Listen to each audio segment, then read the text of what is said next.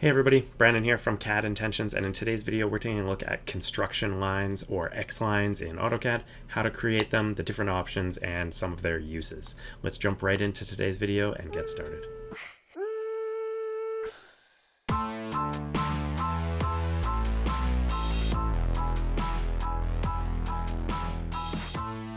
Alright, so starting off, today's video comes from a question within the CAD Intentions CAD support group. This is a private Discord forum where you can ask questions to me and all of the other members anytime you run into an issue within AutoCAD. You can click the link up above and down below to join.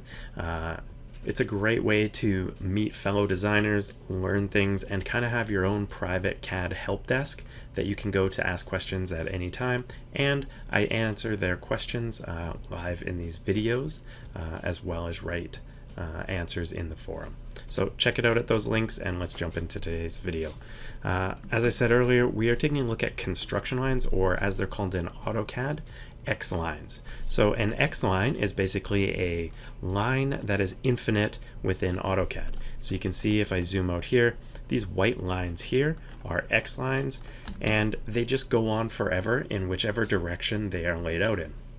This is similar to, if not the same as, a construction line in many pieces of software, or if you are used to hand drawing, you used to draw dashed or light gray kind of construction lines on your drawings. This is the equivalent in AutoCAD.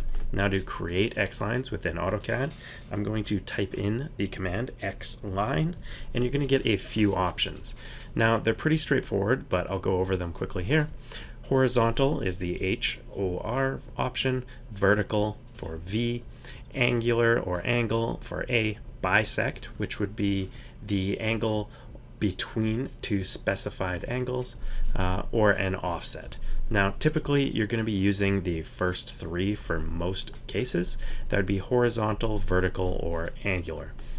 You can see here X-lines or construction lines typically come into play and are most useful when creating mechanical parts, doing 3-view kind of diagrams like this one here that we're going to continue on, or doing detailing within say a detail sheet of a drawing package. There's other reasons if you just want to make sure your objects and lines are along a property line. Say in civil, you can run a X-line that keeps that direction. There's other options as well and use cases, but those are some of the ones that kind of pop into my head. Again, I typically have used this in detailing or part modeling. I used to do a lot of 3-view kind of part models as well as 3D modeling these objects for a machine shop. So those kind of things are super helpful. So again, we're going to type in X-line and hit enter. And in our case, we're going to put a few horizontal ones here so that we can put these holes hidden in the side view here. So we're going to type or V or select, or sorry, we're going to type H or select the horizontal option.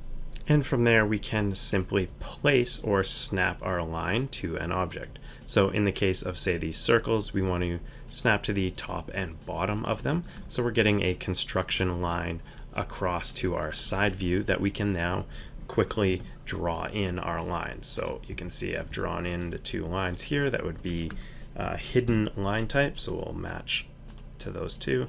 And now you can see if we remove those two quick construction lines, we've got our two holes laid out on the side view here using hidden lines in a couple clicks.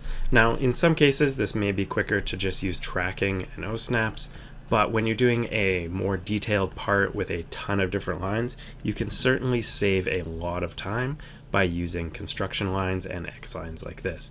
So you can see here we're going to simply draw in our new shape. I know this is 10 inches high.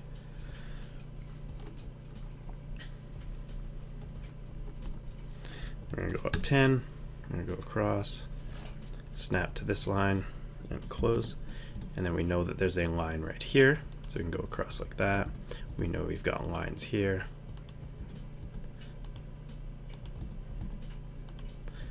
So you can see how quickly we can draw in, say, a top view for this one, and save ourselves some time, matching properties throughout and matching our hiddens right there.